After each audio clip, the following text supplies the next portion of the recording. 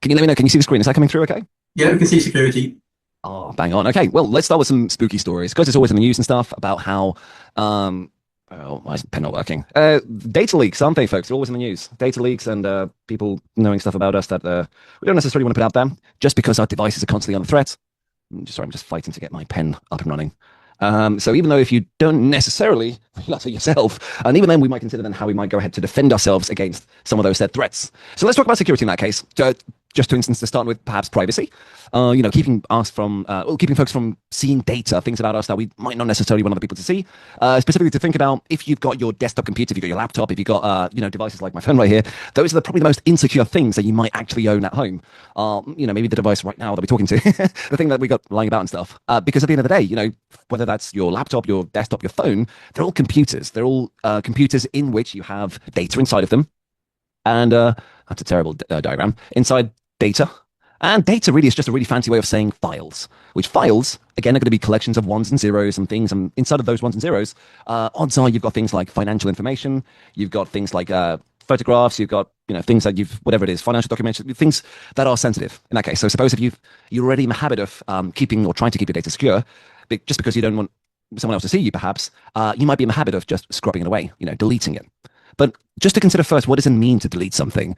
Recall, after all, that when we save stuff, files, generally they're going to be stored on things like hard drives. Now, a hard drive, or you might also know as a solid state drive, an SSD.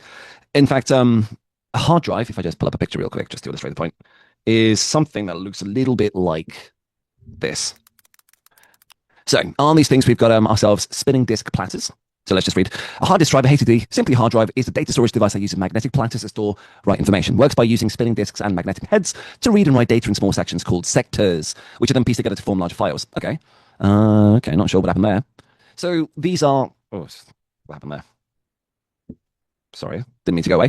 A little magnetic disk that if you pull one apart, if you looked inside your computer, might look something a bit like an old record player. So inside of which you're going to have those sectors, which, again, physical devices, inside of which you're going to have these magnetic particles. These things... These tips, these heads are polarized, so facing north, facing south, and very cleverly, they're able to magnetize or polarize whatever's on there. So that represents our data. If I then ask you, okay, so if I want to delete the file, what does it actually mean to delete the file? On Macs and PCs, on the like, when you go ahead and delete a file, any thoughts, any intuition, any clues as to what do you think happens when you delete a file from your phone, your laptop, your device? You're just deleting it from the file allocation table, the inode table, not actually deleting the real data. Spot on. That is exactly right. Yeah, so Dennis is on it. The file pointer is deleted. It's not really gone in the sense that it's unrecoverable. What's happening, especially at the end of the day, when those files are on a physical disk like this one, is that I can't seem to get it on screen, but these files are stored on a computer, on a platter. If it's a hard disk drive, it looks at something a little bit like this. And although ideally, it'll be a perfect sphere, a perfect circle, it will be able to spin properly. And you're right, like it simply can still be recovered. In fact, there are stories which seem to come up here and there. There was a case of a lady of a photographer, like art photographer, who had hard drive stolen and turned into art. So I can't remember the full story, but it went along the lines of someone who had their hard drive. Yeah, so her laptop was stolen. She somehow miraculously got it back, but instead of trying to restore them, she embraced the corrupted images. All right, so what is a corrupted image?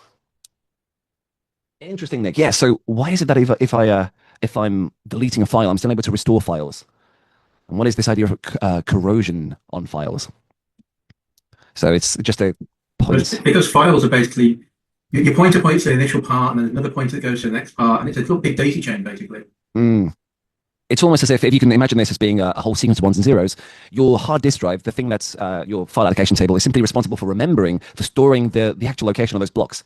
And if something, whatever is actually storing the hard disk drive, the allocation table, simply forgets where they are, then it's able to then attend to other matters. But that doesn't actually mean that file was deleted necessarily. It just means that those ones and zeros, those inscriptions, have then been can be reassigned to other things.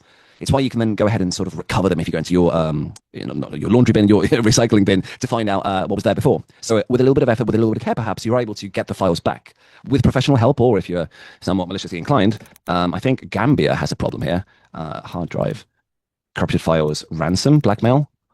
So this is something that comes up here and there, where big companies, for unfortunate reasons, will prefer just to discard and throw away e-waste rather than trying to repurpose it. But it's quite an expensive thing to go ahead with the process of having to then, hire a professional to discard things properly. So what does happen, and what is popping up here and there from time to time in news articles, is there are come on, why is my computer doing this today? I saw a story about basically, I'm not sure if it was Gambia necessarily, but it was part of West Africa somewhere where something like this. Oh, pardon me, it was Ghana, not Gambia. So a couple of people managed to get the hold of some hard drives which belonged to a company which belonged, I think, to a cybersecurity firm, ironically, and they were able to, with great effort, recover some of the files on there.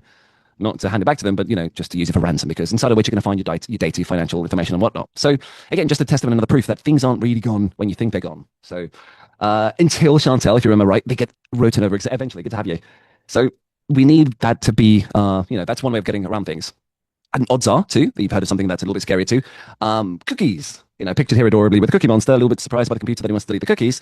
But what actually are the cookies, and how do they threaten privacy in some sense? Any thoughts on what cookies are, or where have you come across cookies in that context? What are cookies? Hey, Carl, good to have you. Marco, hello. Hey, how's it going? Yeah, not bad. Cookies are the things you actually, you like when you're surfing the net, all the cookies, like they like come in your previous searches and stuff like that. Is that right? Yeah, that's right. Your previous searches and that. So what is it that makes those previous searches your previous searches necessarily? I think that's right, Dennis. Well, they actually save onto your device. It's not necessarily to say that they're your searches, but it's your tracks of what you actually did. Is a bit like Cloud Trail, something like similar to that, isn't it? A little bit similar to what? Sorry, was it? Cloud Trail. Oh, almost. So where it's a matter of perspective. With Cloud Trail, you are capturing the footprint in the sand, so to speak. You are capturing those logs.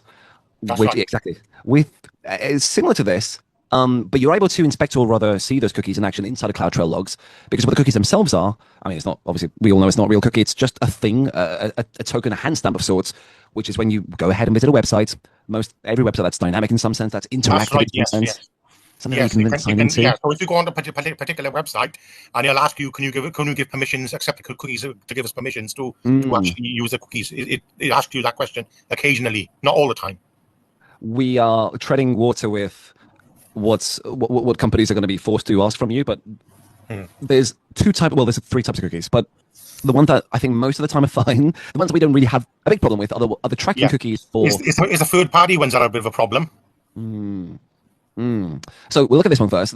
Cookies are a feature of HTTP, so that's the Hypertext Transfer Protocol. That's the protocol that web browsers are going to be using, that servers go to speak to one another. They speak HTTP. Cookies, like you said, are sort of like footprints. They're sort of like remembering devices. They remember a little bit, just a thing about you.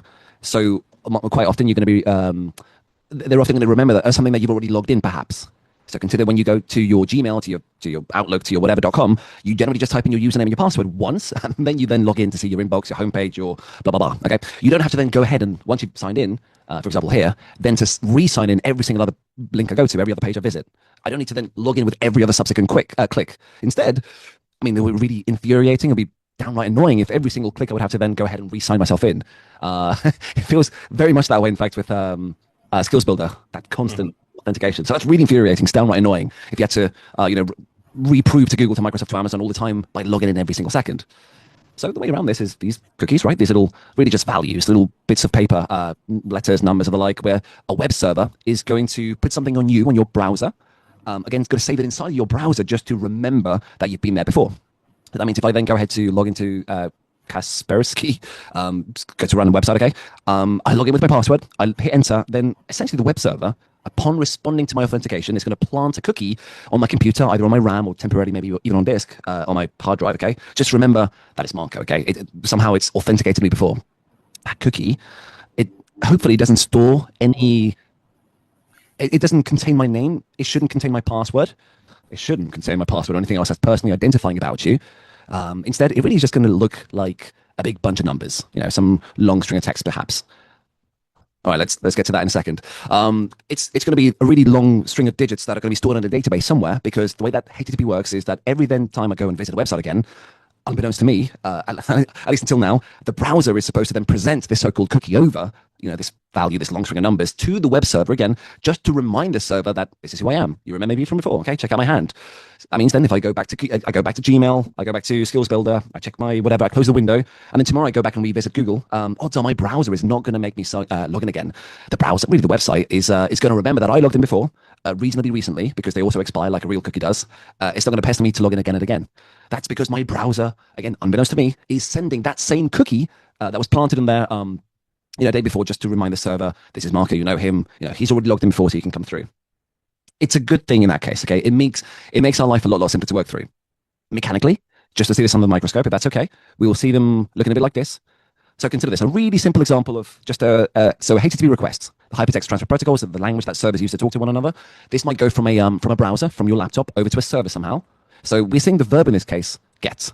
So we're going to go and get specifically / the homepage. So go and get me the root, the homepage of something using HTTP version 1.1, whatever, okay, a private version of this too. So the host I'm visiting, I'll just get to that in a second, Mohammed. We're going to see our friends over at example.com. Again, I'm visiting example.com just because it's some website. So it looks a bit like this. If it does ask you if you want to save your password again, and it can say thumbprint again access. Are we referring to passkeys, or are we referring to something biometric in that case? Thumbprint? Or am I completely off? Because it does ask you, Mohammed, you're right. It does give us that option. Do I want to author my cookies? But the question is, which type of cookies? Yeah, we'll see examples in a bit. So, HTTP is just the language that it's the method that they talk. So HTTPS, the secure version of that, is the way that browsers talk to servers and servers talk back to browsers. So remember, we looked at SSH, we've seen things like RDP, we've seen MySQL. So when you go and play around with your security groups and your knuckles, you're going to see those numbers, those port numbers. Well, port numbers are just really numerical representations of otherwise protocols. Again, some time ago, some humans decided that these numbers represent these protocols, and protocols are conventions, standards, ways that computers talk to one another. So that you and I meet each other on the street, Rudy, I would extend my hand, and ideally, if you're not being rude, you would probably accept my hand and do this weird kind of shaking motion for I don't know how many seconds, and then let go. That's a protocol. We've kind of established this sort of social convention that's how we communicate. Well, the same thing's happening between web browsers and servers, that they just agree on a couple of terms of service. So HTTP says, I'm going to ask you this thing, and I'm going to speak this language, so to speak. It's not a programming language by any stretch of the imagination. It's just a convention. And then it expects things back. Yeah. So HTTP is that version that servers will use. And you're looking at it right now. This is what goes off and talks off to some server. So just like a call and response, we go and talk outwards. The hypertext transfer protocol comes back with ideally a reply, a response. Have you come across this particular number before? I'm like, actually already says on screen what this what this means, but perhaps familiar to you more like 404, not found, 503 redirect. Well, I'll give you a clue what 200 is. Probably the best one you want to know. It's okay. It's all okay. Perhaps the one that's most common, but unbeknownst to you, because everything checked out. There's no problems. So hopefully, if everything goes according to plan, you get yourself a HTTP 200. All is well. Okay, so 200 is okay. 404 is not found, and so on. Yeah, exactly. 404 Skills Builder. I tried to talk. No one opened. But it can also reply with a whole bunch of other values in those so-called HTTP headers. So part of what makes HTTP a protocol is that it's the guts of this is made up of these so-called headers. Yeah, and headers, really just bits of information in a way, okay, organized in such a form that, for instance, a web server can reply not only with that 200, okay, but also with another header called set cookie. All right. Let's go for another color. So with set cookie, inside of this set cookie, 404 is not found, actually. Let's go and have a quick chat about this, since I see we're all thinking about numbers. All right, so HTTP headers. So again, I'm a browser. I'm going to go and talk to a server. What I might get back then is a response numerically, which stands for different things. So this is a sample response, again, like the one we just saw. Oh, so 1.1, that's just version 1.1. I think we're on 1.3 now. What's changed is just little improvements, optimizations, slight things to make things go a little bit faster. But this is kind of what goes off. For me to go and visit ionos.com, my browser had to go off and send a whole bunch of headers. So let's imagine like this. The request uniform resource identifier, go off and talk to example.com. I'm using this protocol 1.1. That's where we get the 200 from. So all okay. We were able to respond. Someone did open the door for us. Content encoding, gzip is a way of... so in order to compress data and send it over the internet a bit more efficiently, the gzip is one of those utility tools. Age, I'm not sure. Cache control. So that's going to stand for... Anyone want to take a guess? Or what do you think this means? Or well, this is not where I was going with this, but since we're here, let's try to break this apart, shall we? What do you think the cache control is all about? What is a cache in that case? Anyone want to take a stab at that? If you think cache, what is cache? What is caching? Isn't it the TTL? How long the data, whatever it fetches, is kept for? So that age there is probably equal to minutes. So, yeah.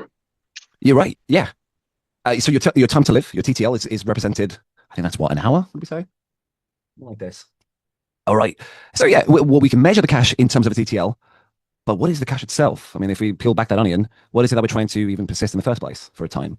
Yeah, is the whatever you're fetching.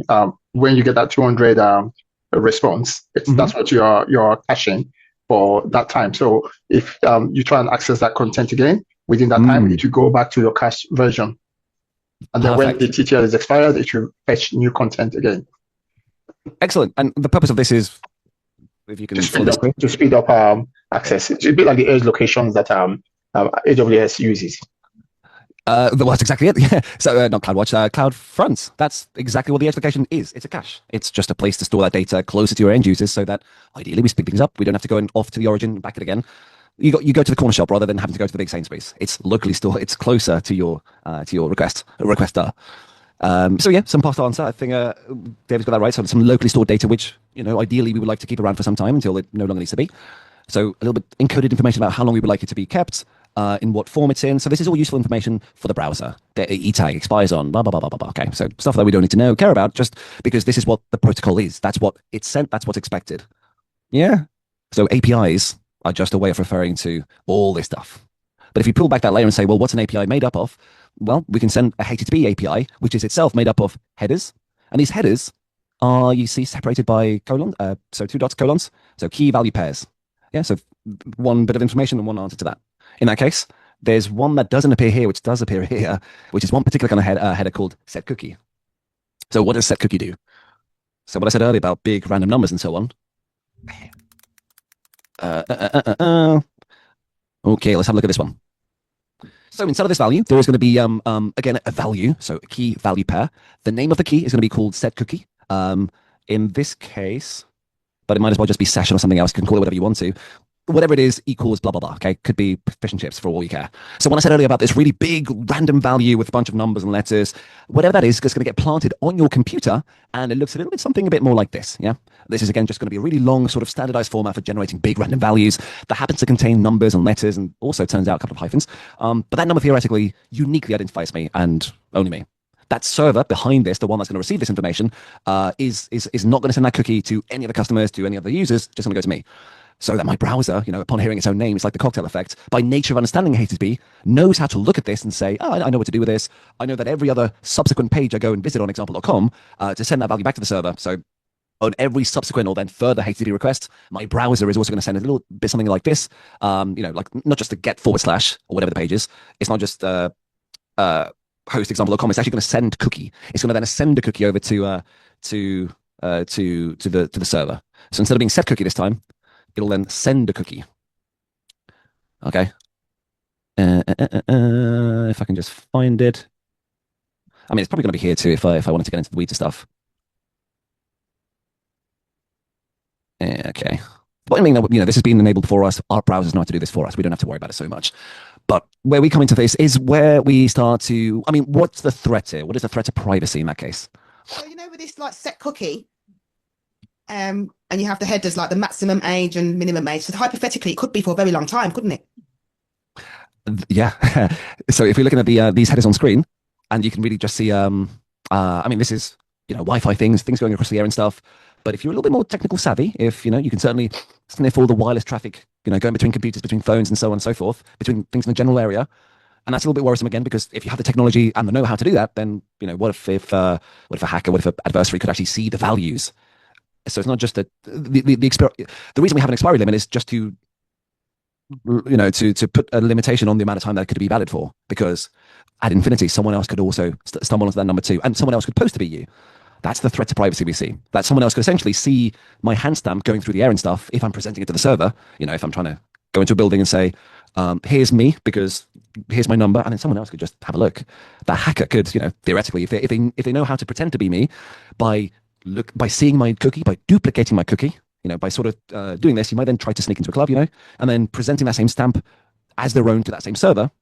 That's what we call a session hijacking attack. And you're right there, Chantal, about the time to live value can exacerbate things. A man-in-the-middle attack, a session hijacking attack. So this is a way for a hacker to gain access to a value, whatever it is, a bit like this one, session ID, steal it, and then use it as their own. Send it back to the right software, to the right server. So that if you've already signed into Google, you've already signed into Outlook, whatever it is, you've essentially just given a hacker the keys to that same account because they can now pretend to be you by sending that same value. It's just a number. They can get their hands of it. So how do we protect against that?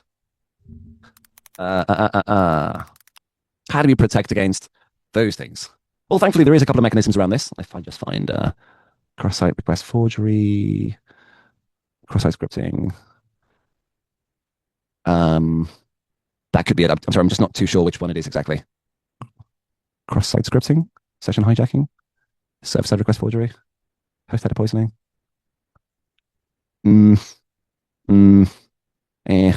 Sorry, I'm not entirely sure which one it is. But it's okay because if an attacker can forge HTTP requests to your site, no, that's not quite it. Almost.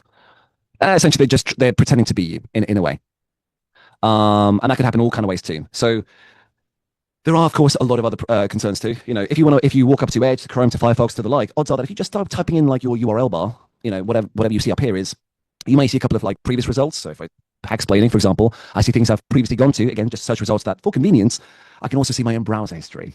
So there aren't just cookies on my computer that are effectively like little breadcrumbs, what I've been up to on the internet and the like, but also the same website I went and visited. So in a way, like another threat to your privacy, frankly, is just walking away from your laptop, walking away from your desktop and having like a family member or just someone else use that same computer and start poking about your browser history. That's not that common, but thankfully today, browsers are pretty powerful. Browsers just about remember everything you've done, everywhere you've gone. And this is a good thing in that sense because it means that it is easier for browsers to get back to where you were before. Like you just turn on your computer now and it just seems to launch back to where you were before. That is, if I start typing away I want to get to Skills Builder, SKI. Easy peasy. Just the first couple of letters and such, the browser just remembers where I've been before. I can search my history, essentially, and I'm like, where did I see that thing that I wanted to buy yesterday? I might be able to see my whole history and then find out amongst all the websites in the world, the ones I visited and the thing I'm looking for. Okay, that's a good thing for convenience, but again, the counterpoint of this is, so can anyone else. So how can we defend ourselves against those threats to our privacy? How do we defend against places you've been, against breadcrumbs you've left lying about and stuff? Any thoughts on this? How can we maybe clean our breadcrumbs? That's so an advanced firewall might be able to poke about a couple of more holes in the logic, sure. With a firewall might just prevent us from going somewhere. I like that. Okay, so we might add an S into the mix, like Dennis suggested, HTTPS. Nice. Okay, so good suggestions. I'm seeing the right answers in chat. So I'm seeing encryption coming up. I'm seeing HTTPS being one of them. The connection itself being encrypted. Incognito mode. Is anyone familiar with what that is? I hope not, because I've got a slide on that just in a bit. Okay, good. So basically with the breadcrumbs we're trying to defend against, okay, we could just do what to our cookies. Again, if I go to my browser history, if I tell you all the places I've been and whatnot, I could delete them, just get rid of them. Simply that easy, just to the browser, typically under settings, preferences, and the like. There is a way just to clear your browser history, just to clean up the bits and pieces you've been up to. So whatever that is, how do I delete them? Redeem myself. I think that's just the purging of things. Delete browsing data. Okay, so I can be quite nitpicky as to how far back I go, but notice this too. It knows, I did say it's very powerful. It knows what I've been up to, what I've seen, etc. And other things that would be, for convenience sake, a good thing. The upside and the downside of this is that, well, the upside, of course, is that all that information is just thrown away. And frankly, maybe not that securely. Just to our earlier points about how files are deleted and such, odds are that even your history is not really securely scrubbed. I would need to then, if this was really, really tamper-proof and foolproof, I would then have to have the guarantee from the actual browser manufacturer that is really scrubbed entirely. I'm taking it as a given that it's happening, but it just makes it harder for a bad guy then to actually just get at it if they do know how to look at the bits that once were on the computer's disk. Antiviruses can help. They can tell you of malicious sites and threats. Yeah, so what might happen is like a pre-flight check. They'll go and talk to the website before you even do or even realize. Quite similar in spirit to I had a website here before which was similar to this. Check if a site is secure. So you're right. I mean, your antiviruses are going to be fighting for resources on your computer. They'll just do things before you do. And you can, if you really wanted to, just go and check, does this place seem to work? Is it fine? Is it going to be a bit, fishy on that side? Seems okay. Checks out. But we're not really worried about those kind of threats, We're really just worried about so what's going to happen if like we use an antivirus, we clear up all our cookies instead? Well, somewhat annoyingly, the downside of this is that any website that you've gone ahead and just recently visited, the whole purpose of deleting cookies and stuff is that it forgets. And all that stuff is also going to be thrown away too. So the next time you go and visit Google or Facebook or Microsoft, they're also going to have to prompt you to sign in again. That's the downside. So it's not a huge deal. It's probably better than just letting anyone potentially see your account, but there is that implication. And so that if you're one of those people who opens up a lot of tabs, you know who you are, uses a lot of websites, you don't even quit your browser from time to time, let alone shut down your computer, odds are it might be kind of annoying then if you have to delete all your cookies. And, essentially it's like washing your hands so that any hand stamps that were previously there are completely washed off. So the alternative to using this may be something like AJ says, DuckDuckGo, which seems to be a more privacy concerned browser. And to David's early point about using incognito mode. So what is incognito mode? So this is what Google calls it, mind you, but it goes also by other names. Private browsing, let's call it. Okay, so this is simply just a mode, which is where you just typically open up often like a different colored browser or a different colored window. In my case here, it goes dark, but it'll be a visually different window. In Chrome's case, it looks like a little creepy guy with a hat on. If you've seen it, this is Firefox. So we can sort of pull this up here. That if I go up to my private window here, and if I decided I just don't want any of this stuff that I'm about to do ending up in my browser's history. So I want my history essentially to be thrown away without actually affecting all the places I've gone to. I can actually go to incognito mode, open up a new tab, and then see this little creepy guy with a hat on. Well, this means that any pages I view, private mode only, if I just read more here, it might tell us a bit more. So private browsing ensures that your internet history, your activity data is removed as soon as you close all private windows. So just for that session, shall we say, it keeps open. So essentially, this is just, again, automating that process of you doing that thing online and then automatically deleting it as soon as you close this up, okay? As soon as you've gone off to, moved away from the computer. So again, this is one alternative when you just don't want something to end up in your browser history when you're concerned about privacy. And thankfully, technical people will also use this a lot, not so much for privacy's sake, but for technical sake. And we've seen this as well in Skill Builder Labs where we need to have separate windows open. Often when it comes to authentication stuff, like I want to be signed in on account A, I want to be signed in on account B, but I want to use both Google Chrome. It throws off a bit of it doesn't like it if you have yourself signed into two different places, does it? It says session already in progress. So for technical sakes, you could actually have yourself signed in two different places just because one of them is separate from the other. It also helps because when you're building a website or when you're writing software that uses the web, sometimes you don't want the browser to remember past pages that the software has either generated. Sorry, Mohammed, we're talking about the antivirus because it is a bit like Big Brother. I watched a video recently about it's incognito. I'm talking about. Yeah. So it records all your logs, like Facebook, Google, whatever site you use. It records everything of yours, and also technicians and stuff. I find, like if you got a problem with your internet and stuff, and they go in on incognito and they ask you to, set it all up so they can use the computer on your behalf as well. That's happened to me a few times as well.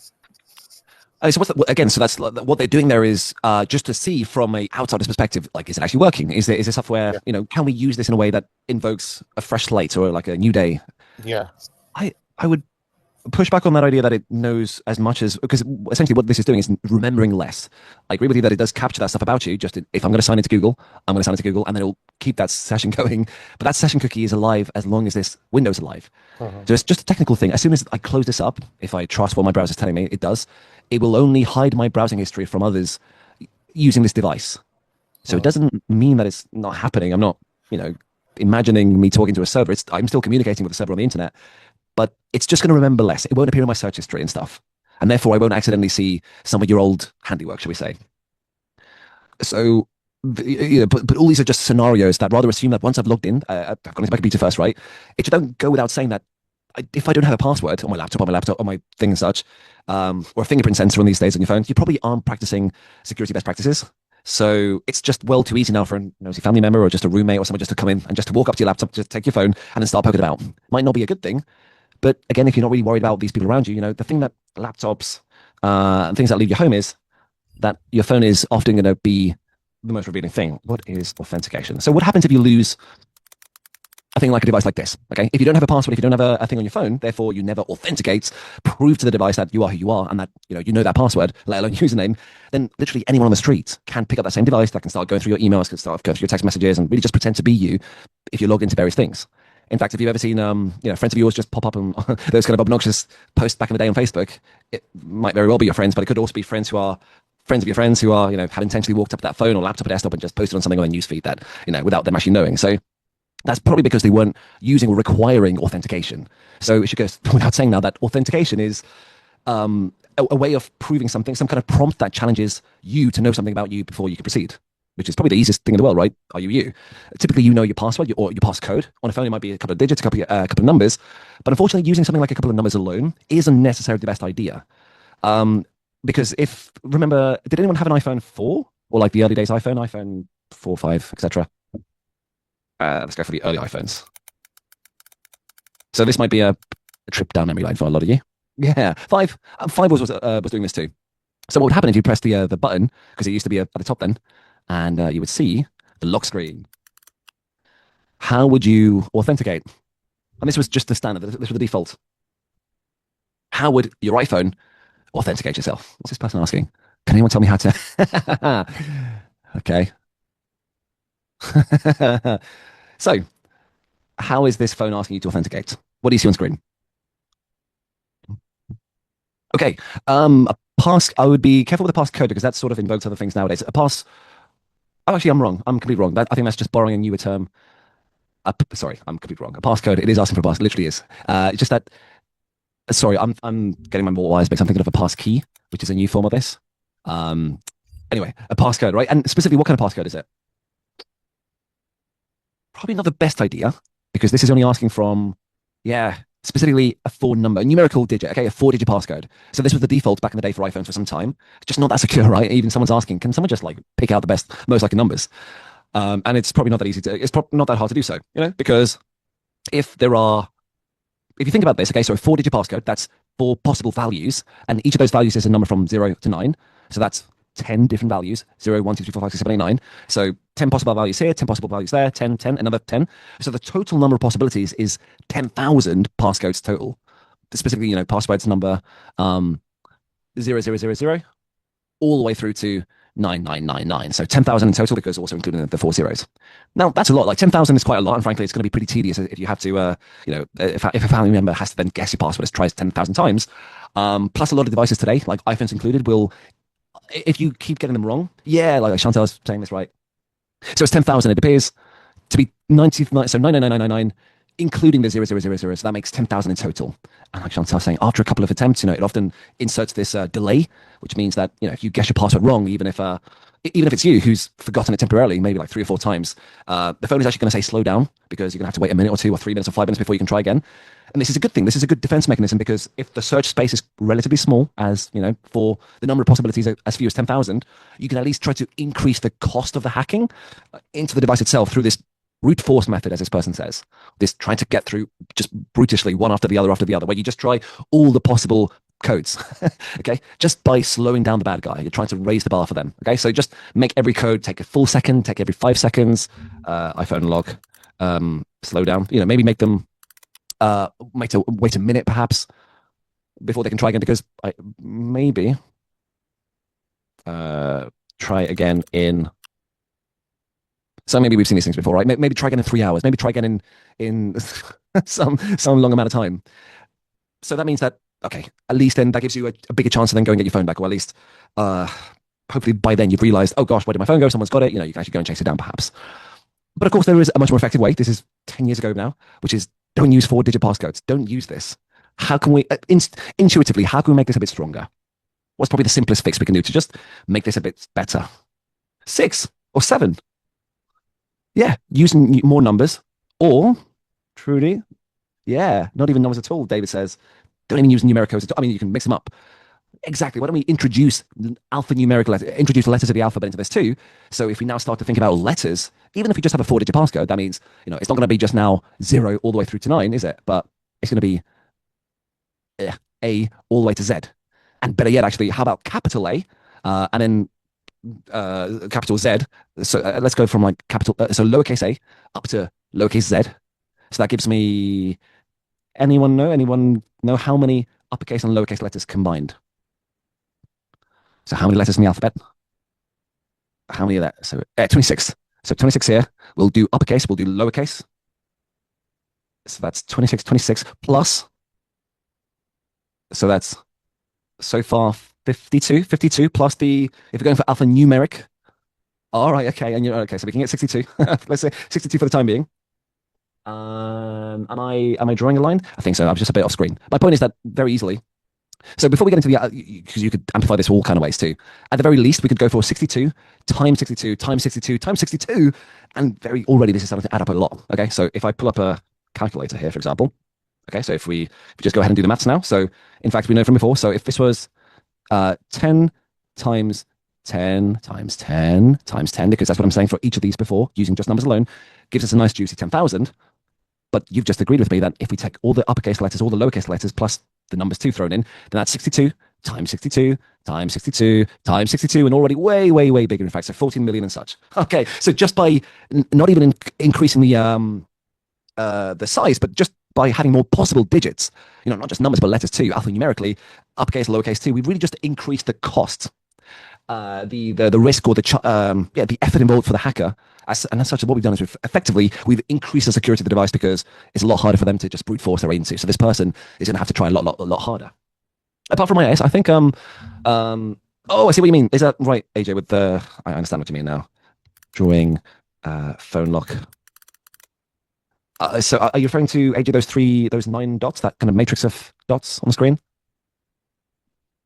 I don't know what it's called. I think so. These things? Yes, similar, yeah. It could very well be. Let's imagine. So this is, I don't even know how to begin to calculate this. It's very hard to brute force this. It sure would, because plus if we combine this again with the slowdown like we saw, Yeah. I'm not even going to think about how many that is. Did we do something the other day with tic-tac-toe or something? Yeah, we did. Yeah, that's right. So It's a bit similar, isn't it? The numbers. Well, dots. 9 dots. Well, the exponential nature of it's bang on, because tic-tac-toe, I wish I could remember the maths behind this. Ideally, if I can play with Google. So just the amount of possibilities that I can then select next, probably actually might be a little bit less, just because in tic-tac-toe I'm not limited just to my surrounding. I could actually choose an opposing end and an opposing square. Oh, so yeah. it's slightly less, but up in the millions. I agree with. I don't even know how many that is. Unlike just a matrix of 9 dots, my finger has to physically be present. But actually, we couldn't lift off early. We don't have to complete all the matrix. So who knows? That's a really good question. But whatever it is, it's definitely a lot stronger, more secure than using 4 numbers. Okay, use 4 characters, use 5 characters, use 6, 20, 100,000, or throw in as a thing. I mentioned earlier, special characters too.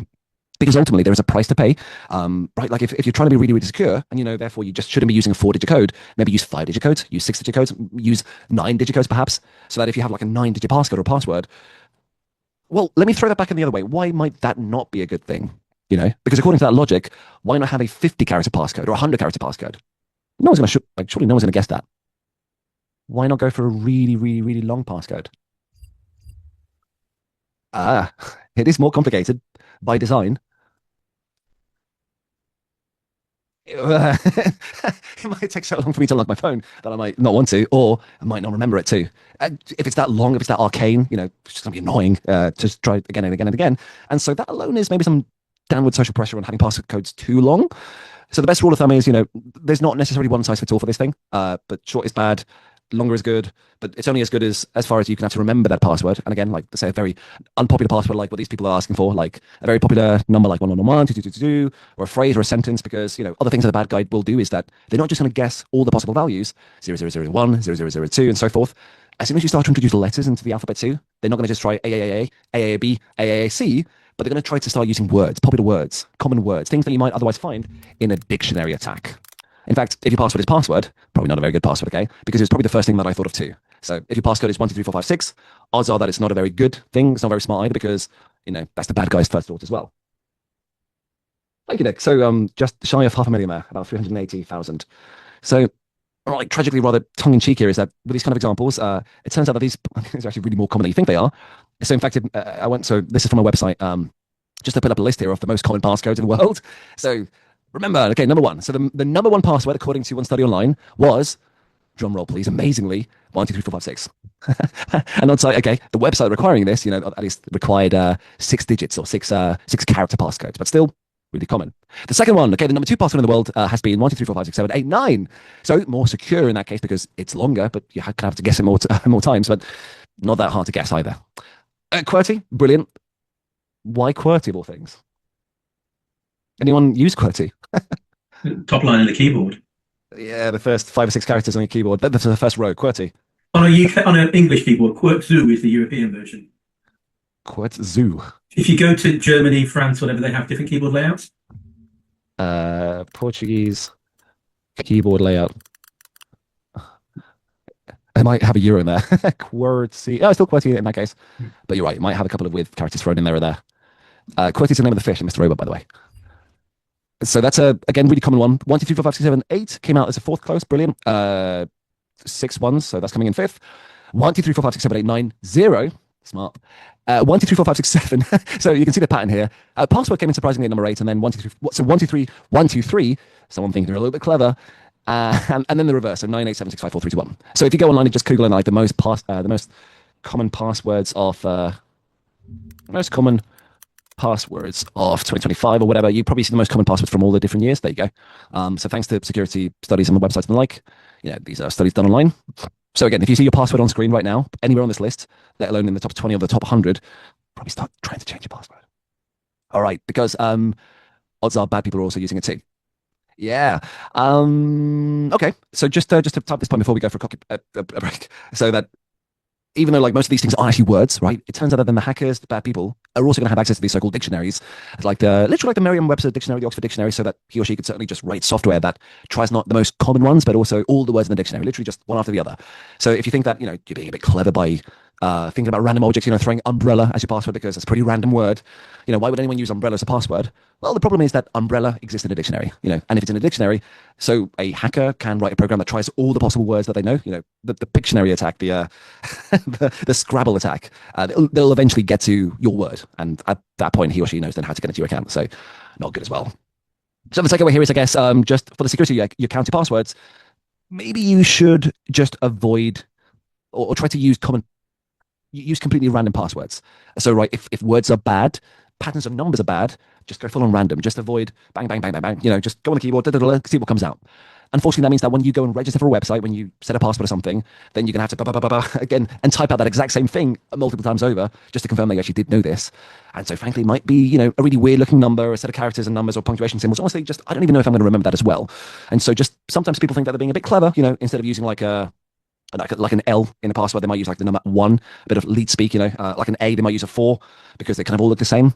But again, like any heuristic like that, anything that, even if you think you're being clever, because you can think of it, well, odds are then the hacker too, some willing participant, some dedicated hacker. So just, they all got to try those things first because he or she even bothers looking at complete nonsense and random letters. So generally speaking, think of some nonsensical phrase, introducing a couple of weird capital letters, some uppercase, some lowercase, toss in some numbers here and there. Just try to make them look like less than things that off the top of your head or even actual words. Yeah. Deliberate misspellings all the time or weird punctuation, capitalization. That all kind of lends itself to that too. Or password managers. Gosh, that's even better.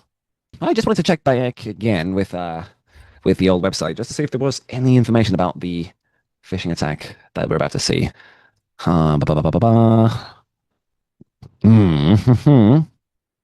Okay. Yeah, so just as I was saying before, so you can fall privy to a session hijacking attack because cookies do reveal information about the server that you're running. If you're on the receiving side for this, the name of that session ID, that sesh cookie ID, parameters often gives a clue about the server side technology. Use a generic parameter name if that property is configurable. So just try to obfuscate that fact. Attackers will sometimes deploy complex fingerprinting tools to determine the server type. Again, so packet sniffer tools like Wireshark and the like will be able to know this stuff well. By submitting non-standard HTTP requests like deletes and broken headers, they can heuristically determine the likely server type by examining how it responds. Oh, okay. So poking the bear and see how it attacks. Okay. Some web servers have plugins that will attempt to obfuscate that telltale behavior. Okay. Okay, so another location where your site is prone to leak. This is again from the server side of things. Okay, so not quite what we looked at, but in this case, make sure that your error messages, so that if you're the developer actually building the site and anticipating those server side or those response headers, do them in such a way that they don't reveal details about the data store, the paths of the template files. Just try to keep it as sanitized as possible. Also have a generic 500. Okay, so when it comes to 404, Well, that's a problem on your side. You unable to find this, or 403 or 402 permission denied. 500 errors, like 503 redirect, 504, 502 was, I don't remember, but anything that's 500 and above is server side, if that makes sense. So that's the 5 digits and above. Just to try to keep them as generic as possible. Okay. Now that was just a quick example of what this is. So, for example, all right, okay. Let's just have a quick look then. So, if we're back then, back to the discussion of passwords, that is, because of course, all the things we just talked about before, you mentioned why not try encryption, why not use incognito mode. Well, of course, none of these things matter if you, again, one of those people, and odds are that you would walk into an office nowadays and just find a lot of people in offices in the world with a whole bunch of sticky notes on the which passwords on sticky notes in an office. So, if you've got one of these things in your displays right now, so frankly, if you're one of those people, you're not a good person if you're putting on your own passwords on a post-it note on your monitor. You're just giving that away. It's for free, okay? Frankly, we don't have to put the entire blame on you, okay? Maybe your company, maybe your company security policy and the like, they're such that they're not being that reasonable. Maybe your company makes you change a password every 3 months, every 6 months or so, which frankly might actually be a net negative, because increasingly amongst people is, challenging this practice which feels very intuitively reasonable. Just try to rotate the passwords, try to set that time to live value down, like make people change their passwords every once in a while, because just in case they've been compromised, that's a fresh start. This way, at least the bad guys have only a limited amount of time to be able to do things, a couple of months or whatever, to actually use that exploit. But the downside to doing this, to forcing people to change their passwords, is that, look, if you make me change my password every 3 months, every whatever it is, especially for websites or tools that I might not even use that often, thereby making it harder in some sense, more cognitively expensive for me to remember my password. Well, frankly, then, what I'm going to do to counteract that fact is probably just start to choose easier passwords, okay? Easier and easier to remember passwords, or just, repeating some pattern that I used in the past, just so that it's just not as hard for me then to remember the password with those ever-changing passwords. So using the OWASP top 10, how can hackers be able to gain access to the files, the hacks, and I don't know what happened with the M&S leak. I know that there was in the news recently, but let's have a look at the OWASP. So for those that don't know, OWASP is I don't know what they do exactly, but they have the top 10 most likely and most probable causes for hacks nowadays, which is always in flux. As of today, or as of recently, as of 2013, that is, you can see that these things are being pushed up, and there is downwards pressure on injection attacks, broken authentication attacks seem to be on the decline, and also new forms of attacks. So cross-site scripting being one of them too. So these are things that researchers, smart people, fellows and the like will be the ones actually discovering these attacks and implementing fixes. So frankly, the easiest way for us, people who non-researchers, none of us are technical enough to actually understand these details. It's just to trust what the providers are saying. Actually implement the latest. Go ahead and update your software and the like, because you get these. So truly just like what was 1.1, you'll see them even smaller than that, like 1.1.1, 1.1.2, 1.1. Whatever. Those smaller bug fixes are often security fixes, plugging holes in leaky buckets and so on. So just trust that whatever, it might not be a practical update, it might not be a visibly better update, but it will be from a security standpoint all the more worthwhile. I'll have a look at what the M&S update was. I don't know what the M&S hack was. I think Coinbase is under attack right now, right? Yeah. See, WhatsApp attack. So WhatsApp is a end-to-end encrypted website. That means that when I go in, right now, Mohammed, we're talking to each other through Zoom. So my connection goes to Zoom, and then Zoom then relays that back onto you. That would be encrypted. It would be encrypted in the sense that I'm talking to Zoom server, and then that's being passed onwards. But it's not end-to-end encrypted like WhatsApp is, and that's maybe why they're so security conscious, and why BlackBerry were so popular at the time too, because they were the first ones to really implement this properly. Because they go over the network, but no one else could tamper this. So long as, again, assuming that keys, which we're going to get to in a second, haven't been compromised, those keys never travel over the web. They use RSA encryption. So RSA is a way of making sure that your private key, it's part of envelope encryption. Sorry, not envelope. Asymmetric encryption. So let me circle back to that. Just so I know we're not losing our track of stuff. So RSA and asymmetric encryption. Yeah. So it's a good one. So with end-to-end encryption specifically, this will use slightly more cumbersome methods just to make sure. But there are other issues that authentication passwords probably the most intuitive to think of. Odds are that we've probably forgotten our passwords from time to time. So if you ever go to a website like this one and I want to log into The Guardian, for example, and odds are it's not such a deal breaker if I have to sign in, but I can maybe sign in before, but I've actually forgotten my password. Sign in with the password instead. And I might have forgotten my password. Well, what I can do is actually click on a link in most websites that will actually literally call the reset password or forgot password or something like this. And what that does is typically, it'll first ask me, what's my email? If I haven't typed already, like my username and my email address. And you'll probably know this as well. they'll typically then you'll get an email to the email that's addressed here, hopefully within a couple of seconds, maybe a couple of minutes, that ends up as long as it's not in your spam folder. So that email often contains a link. Within this, there is a password reset link, which generally, if you look at closely at the URL, password reset link, it will hopefully then go back to that same website. So example.com or whatever. And then odds are that it has a really, really big, seemingly random value tagged on at the end of this. So not unlike those examples we saw earlier. So it does seem to go back to the same website, but if you look at this example, can you see that this seems to have a token, literally a bunch of things tagged on at the end with the location and the device. So this is part of some random values in computing in that sense. For security, that's good practice. So it has a really big, seemingly random number that you click on that link, and then you're going to be led to that same website again, but on a different screen this time, which then prompts you to change your password. And you type it in once, you type it in twice, blah blah blah blah. So what just happened is that when you click on this link, that please set my password, please reset my password, whatever that is, this website, the Guardian in that case, probably just has a database of some kind. It has some, it's generated some big random code, and it's stored within that database. Essentially, it's just made a mental note of itself, thinking for a computer, okay, if I see that, let Marco reset his password. How does it know that I'm Marco, that if I don't know my password?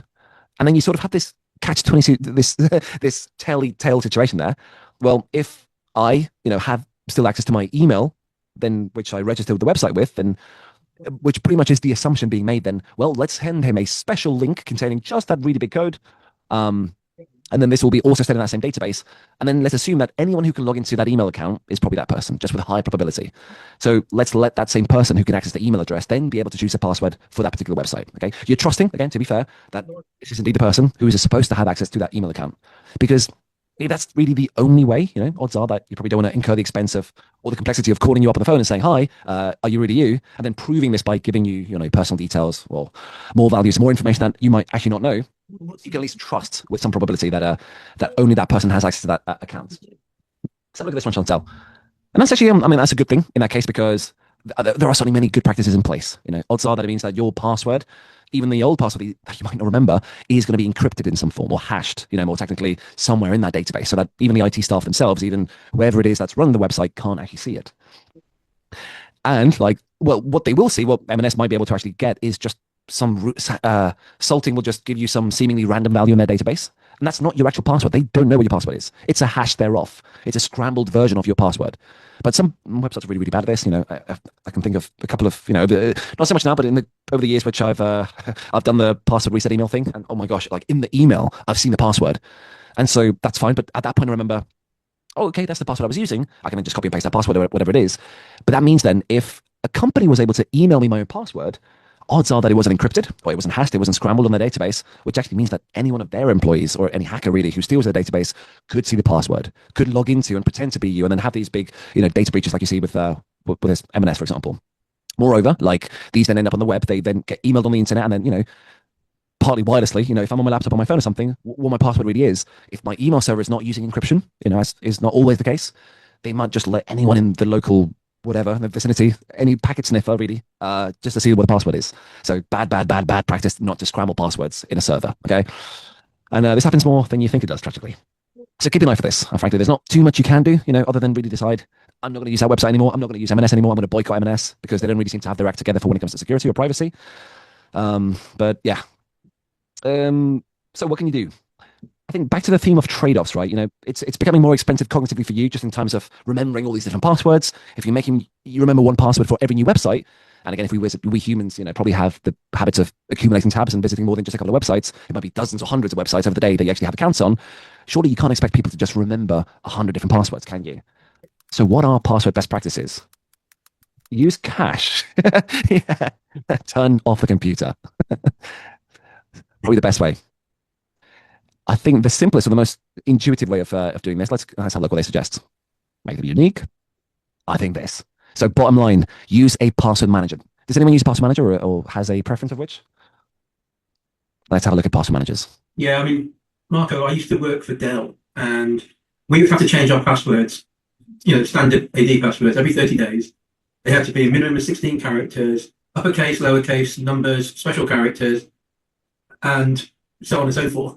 But what we were allowed, because we had company phones, was we had a password manager on the phone. So once we changed it, we could then restore it securely on the phone, using the biometrics in the phone to secure the password manager. But then if you did forget it trying to log in within the 30 days, you still had it.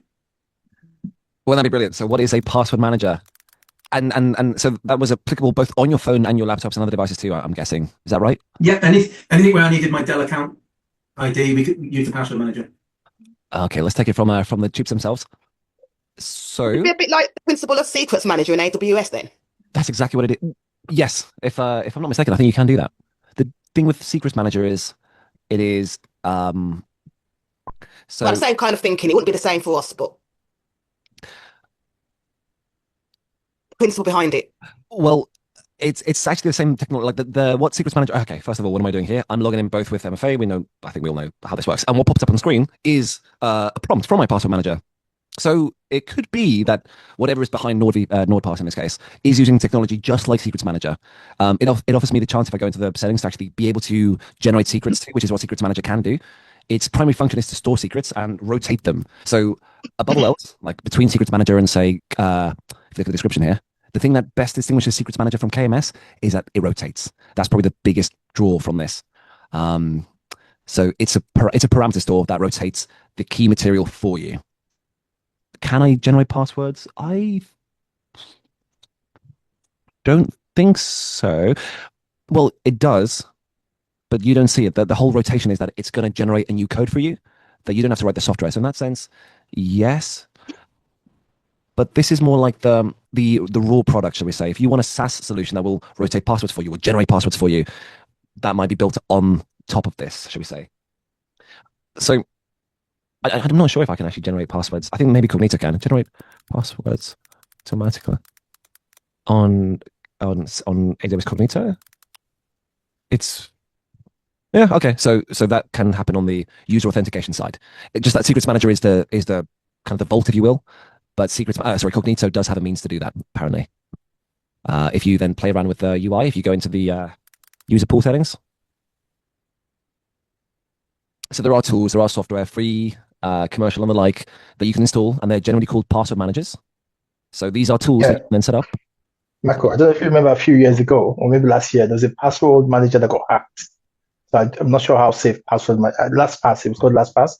Not sure how safe password managers themselves are. Do you remember anything about that? Yeah, it's a LastPass, company called LastPass. Yeah. So maybe, as somebody said, the safest thing just to turn off the laptop. Oof, that's a nail in the coffin there.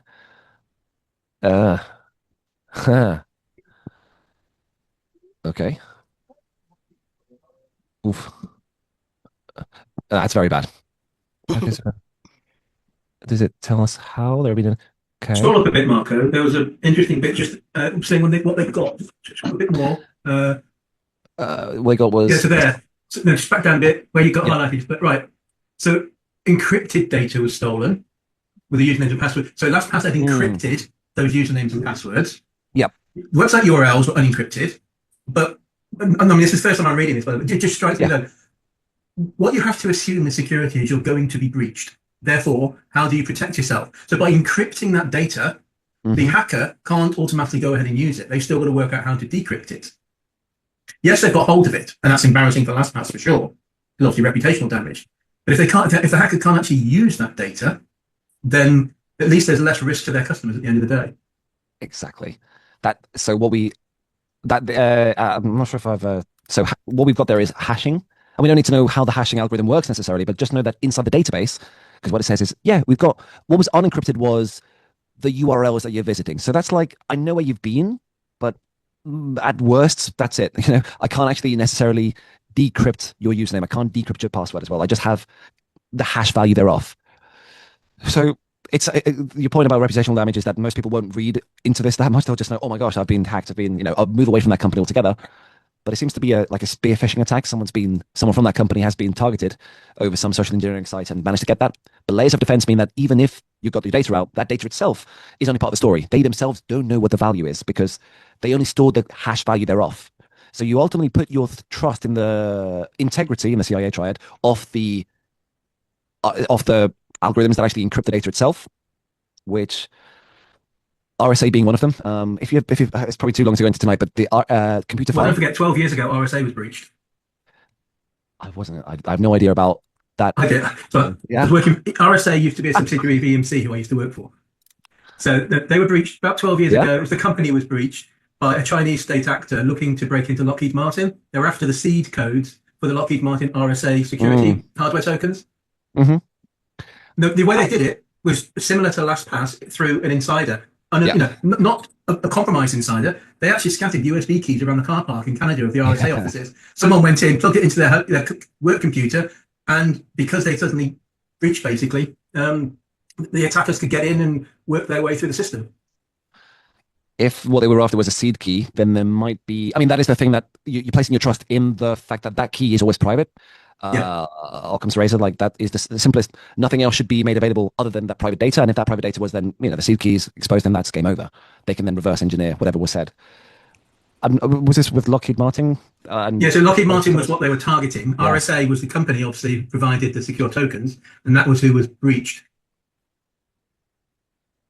Oh, okay. So, so RSA is the encryption algorithm. Yeah, that was developed by RSA, the company. Oh, okay. Who were owned by EMC. When Dell bought EMC, they spun RSA out again as a separate company. But what was implemented at the time was everyone had to move from a 4-digit personal PIN code on those tokens to an 8-digit. Yeah. As a way of further securing things.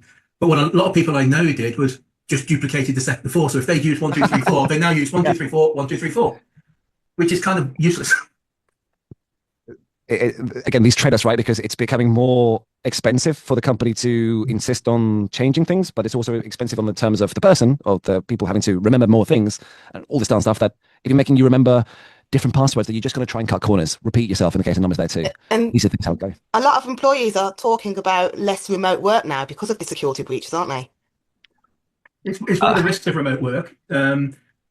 Mainly because it's not, with modern VPNs, you're almost as secure as if you're in the office, because most offices have got client Wi-Fi and, there's ways and means, but you don't know what people are plugging in. Yeah. If someone's at home, they can be, is it just looking at their kids' cat photos on a USB stick, or is it something else? Whereas in the office, the IT office can lock down the USB ports on desktop computers, etc. It's a balance. All security is a balance. Think about it, the absolutely most secure system is one locked in a room with no human access.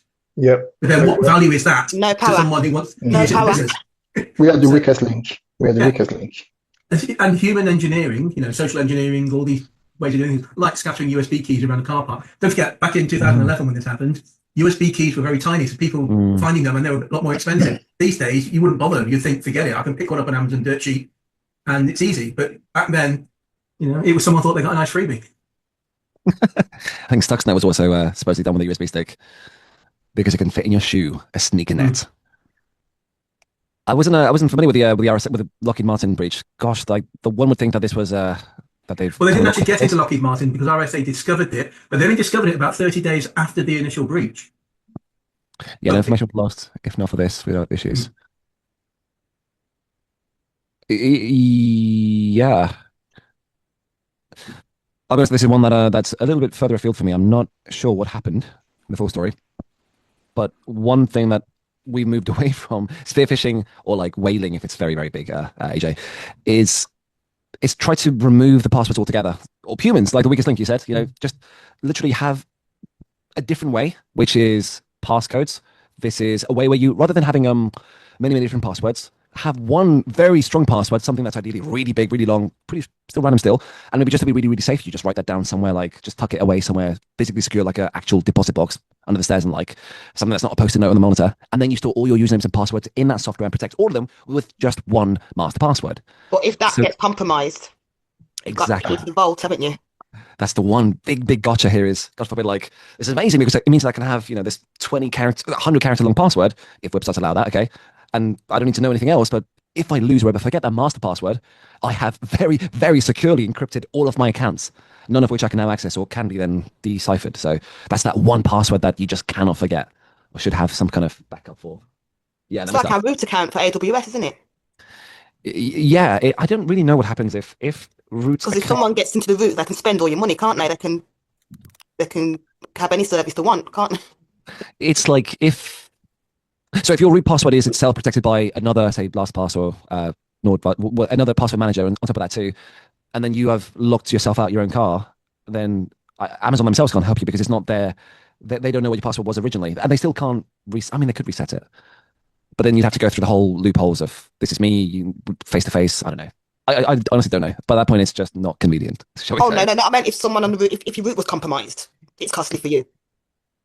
Oh, yeah, sure. I mean, if you leave your house door open and you're not there, it's going to be costly for you just because you're not attending to it. Whatever happens in there is that this is Amazon's the biggest menu in the world, and they can do things maliciously, they can do things selfishly, but it's only until the time that you realize what's going on that you then lock yourself out and you change your passwords in that case. Authentication being the issue there. Nick. Yeah, like running up instances is probably the most. If I was a bad person, if I was going to the lengths of trying to get into your account, I would not run up instances because unless I'm trying to make myself obviously known, the first thing you're going to notice is, oh, these EC2s, it's like the first service you know. I would be a little bit more crafty with, having some backdoor open. I would have a cross-account access share. I would maybe form, I would actually accept an organization perhaps in another region, one that you don't often go into.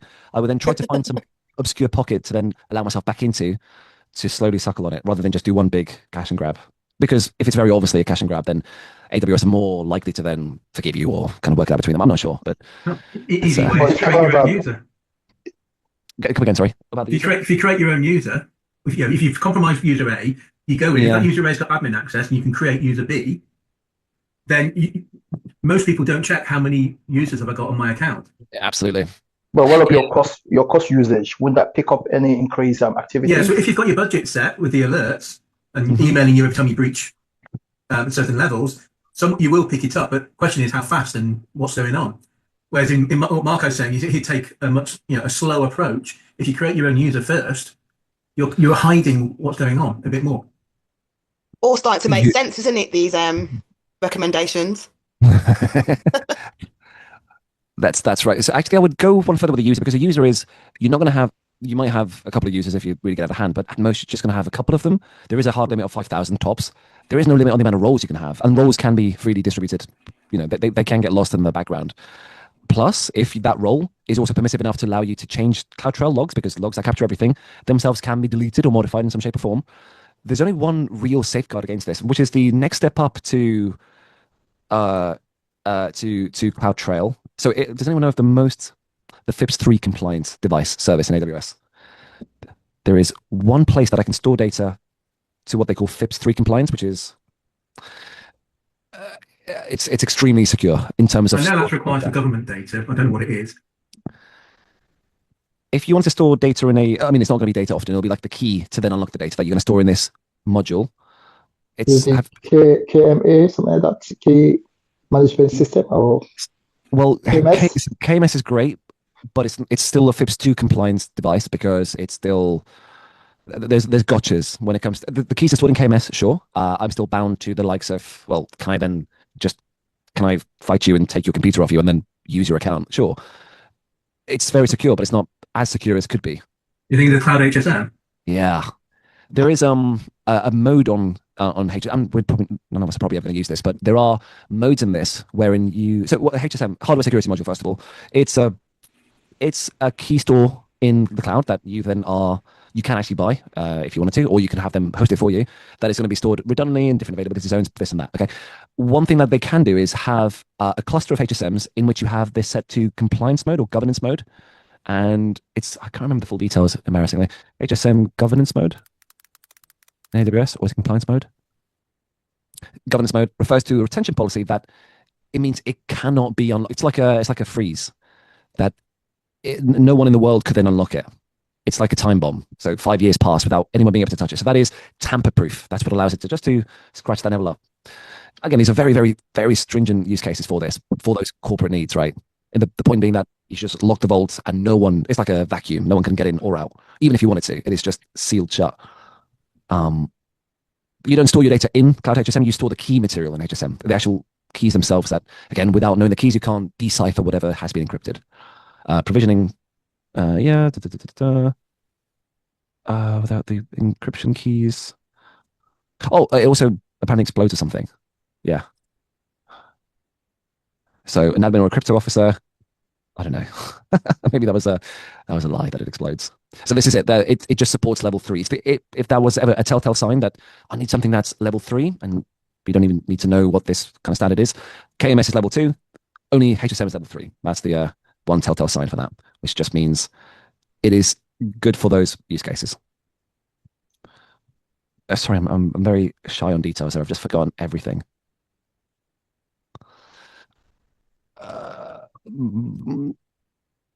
Yeah. Okay. Yeah. So even the root users themselves, even Amazon themselves, can't unlock it. Basically. There. Well, thank you, Dawn. Yeah. What we are most likely to use, not HSM, hardware security modules are very costly. You can buy them physically. Is them often done in software tools like password managers. So the trade-off is that you might have better defenses like this one. Not all websites support this, but increasingly on the up and up. There are apps and phones as well. This is this is the company, right? RSA, David. Yeah, that's what was well, that's what they tried to compromise. So I knew RSA was the acronym for the three researchers that came up with it. That actually probably went on to so too. I can't remember then. I think they work for IBM or something like that. I don't know either. But the people that are Shamir and Leonard Edelman, these people. Yeah, maybe they worked for IBM. Okay, cool. Well, these people came up with a clever way of essentially taking one really big number, another really big number, mashing them together, and then generating a number that across the internet can perform asymmetric encryption.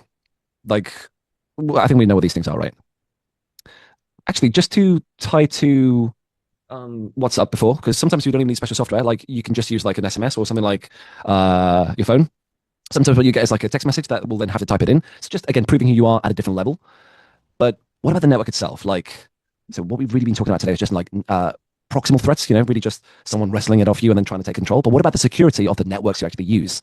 Especially when so many of the networks we use today are wireless. My phone, my laptop, other devices are home to. So typically, if you go to a little menu on your computer, on your Windows, whatever it is, and you go into your network options, what you end up probably with is, let's go into, where is it? Wi-Fi. Gosh, Windows 11 has completely broken my brain. No. Okay. Wi-Fi on Windows. Well, just an image. You know what I mean. Generally speaking, when you get something a bit like this, you kind of conditioned to look for free Wi-Fi. Like if you go to a coffee shop, for example, coffee shop, free Wi-Fi, in some kind of shape or form, right? You kind of see these signs, and one of those icons, generally speaking, doesn't have a padlock on it. And the one that you choose from, whether that's Costa Coffee or the like, you just see in the bottom right of your corner the name of the website, whatever it is, some SSID as it's called, the identifier of the website you're using, and then you connect to it. Generally speaking, it's going to be a little icon of blinks and pulses, and then hopefully within a couple of seconds, you then connect it to the free Wi-Fi. Now, sometimes it doesn't work, and sometimes, even though the network has a padlock on it, it seems to be free, it just doesn't work for any number of reasons. One is that it might not be working properly. Two, it might require that you have to pre-register, so that device on the network. So there are different reasons it might not work. But sometimes what, Starbucks, airports and coffee shops and the like, is that you just have to pay for it. Indeed, the first time that you actually go to visit a website is you're going to be prompted sometimes, or at least tell them your room number in a hotel or your flight number in an airport. But otherwise, it just works. The problem is that in all these examples, like there's no padlock on the symbol on the Wi-Fi. Yeah, there's the wireless network that you connected to. It's insecure by definition. That it's unencrypted. So at least not in the network in the room that you're in. So with SSL stripping, so you might still visit occasionally websites with the HTTPS symbol, so that are using the secure connections, using encrypted connections. And that's a good thing because that mitigates the issue if you only use HTTPS, but maybe your email doesn't use encryption. For example, does anyone know what port DNS occurs on? 53? 53. Follow-up question. Does anyone know if that's encrypted? Funny. I never thought of that. I guess not. It's not. It's not encrypted. So even then, there's a little bit of a chance. There's a signature. There's a chance for that to happen. The very first time you talk out there, it's not. There is efforts now with DOH and the like. You can enable this by default, but again, these are then discussions between you and your ISP, between you and your browser and the server in that case too. So that if there is some creepy person on the laptop, Mr. Robot in that scene in the corner, they might actually be on their laptop sniffing all the wireless traffic on the network.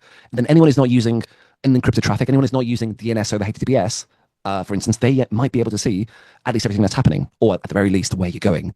It's very, very simple. So what then can you do? Well, one is try not to use that particular network, like if you're on a public network, or two, something that's been suggested tonight. What's something that you can maybe circumvent and always gets pushed down your throats in terms of adverts constantly? Something that can actually hide. Your VPN. A VPN. So a cookie is going to be helpful to remember, or rather uniquely a cookie. Let's do the VPN with a cookie. So with a VPN, typically virtual private network VPN. I mean, not all people have access to these two, but sometimes you just work for a company or you go to a campus or something, or you just install software in terms of this that actually allows you to connect to a VPN. And what that means is that your connection to the internet itself is indeed encrypted. So, for instance, this is Amazon's offering of that too. And then we have the internet, the public internet, of course. Client VPN is pretty much just a bog standard VPN. There's nothing special about this, really. Yeah, it's just a client VPN. So we have typically then, if that means I would install some client version of this so that on my device right now, if I'm using an insecure Wi-Fi network, if I'm at the coffee shop or something with all my zeros and ones in the air, I could download the client VPN for the desktop, and then, with access on the internet itself, that access to that data could theoretically be encrypted from the get-go. But then I have to trust someone, essentially I'm now letting AWS do all the talking with the rest of the internet. Essentially what you're doing is you're tunneling, so to speak, all your internet traffic through your own company, through your own, through this thing called the VPN. But there is still the flaw there and you can kind of see in this picture, right, with a VPN diagram, is that the VPN is between like you and your company and frankly, like there are third parties that could get involved here. I hate the fact that it always makes the image smaller if I try to see it. But there could be, okay. So somewhere here, well, the insecurity is that I could pay a certain number of pounds a month or something so that actually I have a VPN connection to somewhere in the world, but there is still an insecurity in that I've only labeled this part of the communication or the back and forth as encrypted. Okay, and that's odd because if I'm just visiting an insecure website, if I'm going to http example.com, well, it might still be insecure from the moment that it leaves your company. There is still this trade-off too that, you've increased the security around you, but you've only just really pushed the threat away. There is still a threat. It's just now that random people on the internet, not necessarily people around you too. And maybe that's okay because maybe you're only really worried about the noisy people around you at the internet cafe and not just random people on the internet, or rather you paid another price, which is that it turns out that anytime you do something more to a process, like right now what we're doing is we're encrypting something, as we're doing it here, you're also increasing the cost, right? Like I don't know much about encryption. Let's imagine right now in the story, but I do know that encryption is doing something that we weren't doing before. And encryption is overhead. So surely like doing something must take more time than doing nothing, to put it simply, okay? So just by encrypting my data, by doing whatever algorithm is necessary to scramble up all my zeros and ones, it's taking some amount of time. And like that's why VPNs do slow down your internet connection. To use a VPN, that might be the trade-off again, especially if you're like on a plane or something like that, where your network connectivity is a little bit limited in terms of bandwidth too. You're going to siphon off a little bit just to encrypt your data. Now, fortunately, like companies and even PCs nowadays too have special devices. We call them firewalls. We know them as a bunch of different ways, so that even your own laptop, in that sense, has one turned on, like Windows Defender and the like. Kind of here as we're drawing physical lines and stuff. These firewalls, it's not a physical wall, of course. It's just software. A firewall is in that sense, like in the physical world, an actual wall. So that if you've got like a strip mall with a lot of little companies, a lot of different stores, one of which might catch fire, and then for whatever reason, historically, like a lot of these different setups would have physical walls between the different stores. So with special layers of bricks or materials in between the stores, so that if there was a fire in one room, it might still get hot, but hopefully the fire would not pass through to the next door because of that additional insulation between, a firewall. So drawing from that inspiration in software in this world, it's the same kind of idea, okay? But it's all ones and zeros, so it's all digital. So you're going to have something on your network, on your computer, on your phone, that's going to have some special kind of software that's running on the periphery of your network, so to speak, where routers or switches will typically hand off data to other networks altogether, other subnets, should we say, or other ISPs down the line. And those too will also have firewalls that look for things like IP addresses to which you're sending off to, or from which you're receiving data like NACLs do. So TCP port numbers and the like, those things are being used. And these firewalls are there to help catch bad guys out and also keep the inside data safe. So there is that additional defense in there too, like was mentioned before, DID, defense in depth, which is just another part of that puzzle, another moat. If you're running Windows and whatever, you just want to check if you're enabling that on your computer.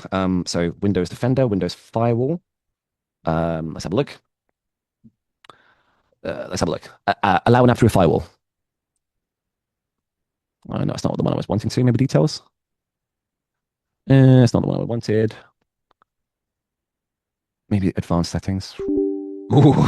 See, authentication at every step, defense in depth. There too, that's checking me. Am I sure? Am I myself allowed to? So inbound rules, outbound rules, just like NACLs.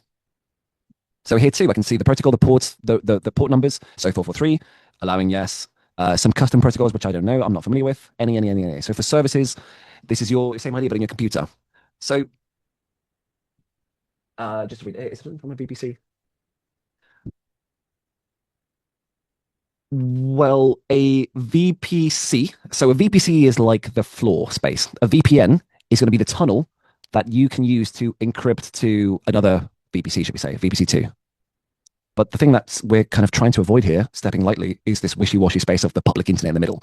This is the part that falls privy to sniffing attacks, to SSL stripping, to all those other things too. So what we would like ideally to do is encrypt the data before it leaves our VPC, and on the receiving side, they too are able to decrypt that data because they have the receiving, well, in that case, with RSA, they would have the opposing side of that private key. The VPN simply refers to this private connection between stuff. So let me just read. And well, a VPC is just Amazon's branding. You know, a VPC is just a network. Technically, like what we have at home is a VPC. It's a network. It's just a virtual private network. It's not really different. It's just not Amazon branded as such. But what we can do is get a client a VPN, just like the ones that Amazon does, install that at home, and then have my phone, my laptop, my PlayStation, whatever device I'm using, then use that VPN connection to then talk to the other side there. And what the VPN does is just encrypts the data coming through. So my message is hello. But again, encryption means that it means nothing to anyone aside from the people expecting that on the flip side.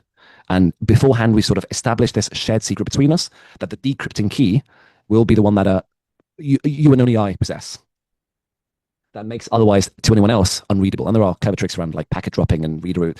And then the internet being the internet, you know, is subject to variability. So it would also, the better the VPN is and the more kind of the better product would also have multiple kind of, shall we say, stops in the world. You might have multiple channels of VPN so that even if this one gets tampered with, let's say only half my message, so H all the way to E goes through this way and L to O goes that way. So again, but very lower level stuff that you and I sort of don't need to care about on a day-to-day basis unless we really need to.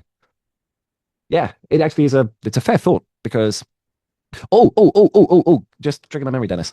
If you're interested in this stuff, do you know who Andrew Brown is? Not this guy. This guy. Has anyone come across him or heard of this face? No, Yeah, I haven't. All right, so what you're going to want to do is sign up. So he runs a couple of boot camps. Yeah, truly. You probably know him from his either his YouTube videos, but he also runs a couple of so his YouTube videos are from his company. He also does a couple of free boot camps, which are phenomenal. I really got a lot from them. They're free to do. You just can do them. He's just going to do a networking boot camp. It's been announced this week. It's starting next week. A networking boot camp. It's the AWS. So they're going to be testing this idea of firewall network. Blah blah blah. Let me see if I can find that information. Here we go. So it's next week, end of May. They're going to be, again, a baseline on firewalling, SSH, RDP, all this good stuff. Kind of things Have that you signed up with that link? Yeah, it's free. I'm just going to find the link to sign up with for you. So it's on Exam Pro Code. So network. I'm glad you mentioned it.